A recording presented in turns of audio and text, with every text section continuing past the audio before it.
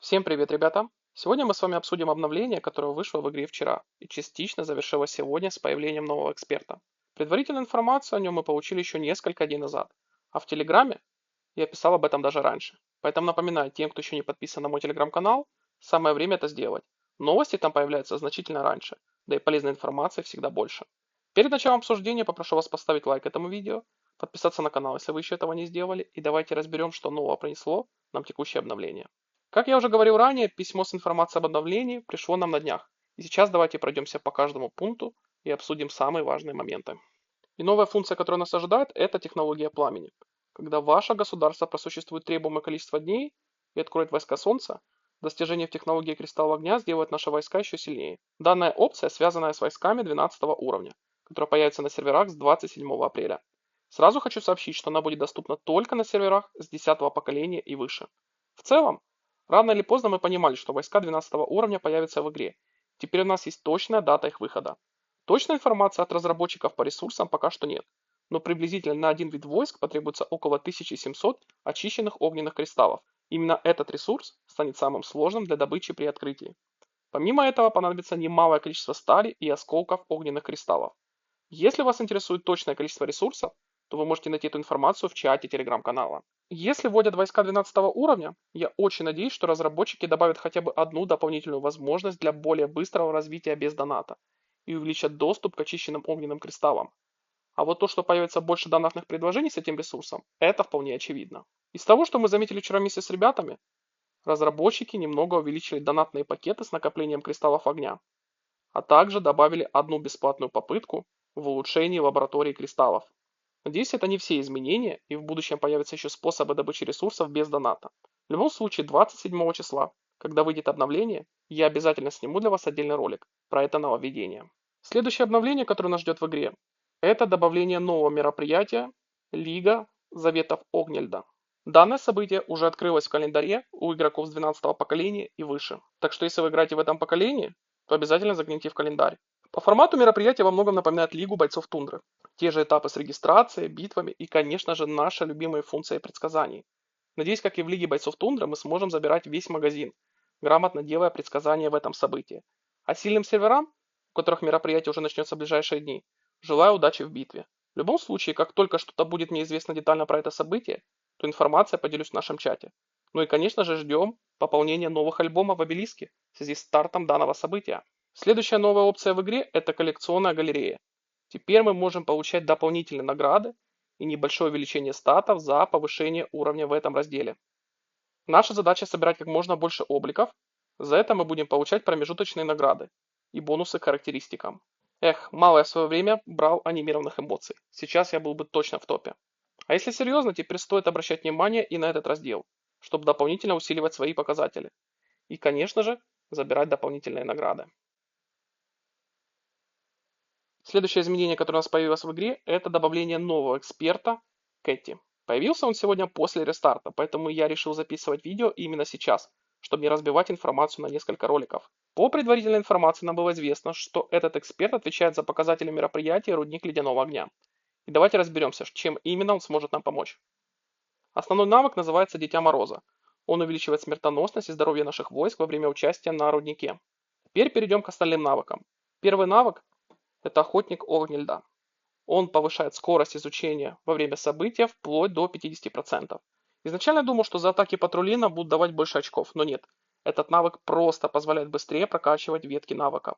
То есть на максимальном уровне мы получаем преимущество на старте, быстрее открывая все необходимые улучшения. Следующий навык увеличивает вместимость войск до 50 тысяч, а также сокращает время восстановления героя после поражения до 60%. Честно говоря, при моей практике атаки на патрулей это дает небольшой бонус, но не критичный. А вот для тех, кто играет через рудники 2 и 3 уровня, этот навык может быть действительно полезен, как и в атаке, так и в защите. Далее интересный момент. Следующий навык дает нам до 60 чертежей талисмана за получение 200 тысяч единиц орехалка. Насколько я понимаю, это не накопительная механика, как, например, в Безумном Джо. То есть это разовая награда, а не бонус за каждые 200 тысяч. В англоязычной версии игры также нет указания за повторное получение, поэтому, скорее всего, это разовый бонус. Но даже так, он выглядит довольно-таки неплохо. А вот четвертый навык уже серьезно влияет на баланс мероприятия. Он позволяет получать орехал каждую минуту в зависимости от уровня прокачки. Очевидно, что донатные игроки в этом событии будут иметь значительное преимущество именно за счет этого навыка. Кроме того, за достижение 200 тысяч орехалка можно получить до 100 руководств талисмана. В целом могу сказать, что этот эксперт выглядит довольно посредственным. Его можно прокачать примерно до 50 уровня и на этом остановиться, переключившись на других основных экспертов. Но окончательные выводы все же стоит делать после практики, когда мы увидим, как именно работает третий и четвертый навыки в реальном событии. Тогда уже можно будет точно определить приоритет прокачки. Однако, скорее всего, бонусы в виде чертежей руководства талисмана будут именно единоразовыми. А теперь давайте перейдем к точечным изменениям в игре. Нам добавили немалое количество пунктов, но мы с вами обсудим только основные. И первое изменение связано с мероприятием «Воспоминания о грезах». Теперь это событие станет регулярным на определенном этапе игры. Честно говоря, возможно, буду просить кого-то из ребят проходить его за меня. Или за Магарыч буду подключать жену. Во втором пункте обновления также указано, что изменили донатные пакеты в этом событии. Посмотрим на практике уже при следующем запуске. Небольшие изменения произошли в станции обмена тундры. Визуальные правки оценим уже во время следующего старта события. Следующее изменение касается рудника ледяного огня. Разработчики уменьшили количество игроков в одном матче. Это действительно хорошее решение. У кого-то было по 80 человек, а у кого-то доходило и до 150. Теперь баланс должен стать лучше. Также внесли изменения в отправку войск в гарнизон между руководством Альянса. Помимо этого добавили новую опцию.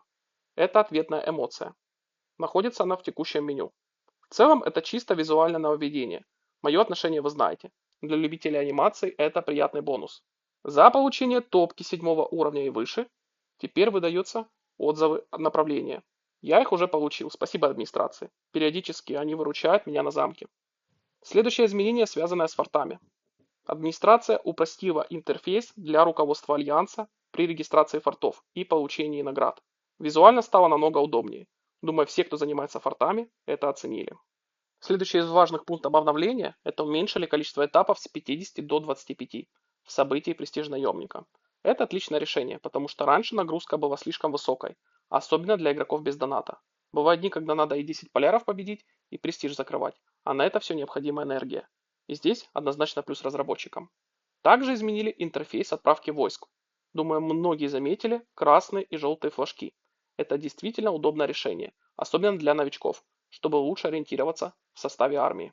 Помимо этого добавили возможность видеть количество зрителей в реальном времени, которые могут наблюдать за боями в Лиге бойцов тундры. Помимо этого добавили удобную функцию отправки отчетов в битве. В 13 пункте произошли изменения в найме героев. Более детально посмотрим на это уже на практике, когда будем использовать ключи в соответствующем мероприятии. Если что, мультивыбор доступен только после использования 10 ключей. В 14 пункте ввели изменения перед стартом события «Пламя и клыки». Раньше те, кто не был подписан на наш телеграм-канал, могли пропустить напоминание о начале ивента. Теперь это уведомление добавили прямо в игру. За это однозначно плюс, потому что сам иногда забываю сохранять миссии на маяке перед стартом события. В 15 пункте обновления изменили ускорение в марш. На практике оценим это уже в ближайшее воскресенье на Литейной. Следующее изменение – это корректировки в структуре позиций. Честно скажу, мне в целом это не очень понравилось. Раньше приходилось продумывать тактику, как сохранить место перед рестартом, когда запускать обучение войск при исследовании, чтобы попасть в топ, либо как занять позицию перед ловушкой на медведя для получения дополнительных бафов.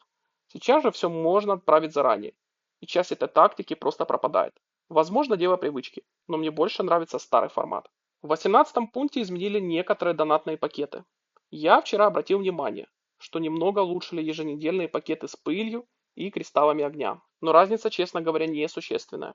На моем этапе игры это примерно плюс 10 пыли в день и около плюс 5000 стали, а по кристаллам огня добавили буквально несколько штук. Помимо этого, нам добавили отдельные VIP-пакеты для вашего же удобства. В 19 пункте незначительное изменение. Переименовали альбомы в тундре. Думаю, в одном из следующих обновлений нам добавят альбом с экспертами, и снова придется охотиться за пазлами. Лично я уже собрал все коллекции на 4 звезды. И каждый раз танцую с бубном, открывая ежедневки, в надежде выбить недостающий пазл на 5 звезд. В 20 пункте разработчики внесли изменения на почту. Они постепенно перерабатывают систему, чтобы распределить все события по отдельным папкам. Это действительно упростит навигацию. По такому же принципу администрация продолжает упрощать работу руководителей Альянса, добавляя новые функции, но на этом подробно останавливаться мы не будем. Также внесли точечные изменения в рыбалке и лабиринте. В 25-м пункте вы могли заметить, что добавили отдельные списки лидеров. Теперь топ-3 рейтинга отображается сверху во многих событиях. Раньше, если не ошибаюсь, такое было только в рыбалке. В 26-м пункте произошли изменения на острове Рассвета. Добавили новые декорации. Любители визуала смогут еще сильнее прокачать внешний вид острова. Также появилась возможность смотреть острова других игроков и изучать их постройки, за исключением базовых украшений.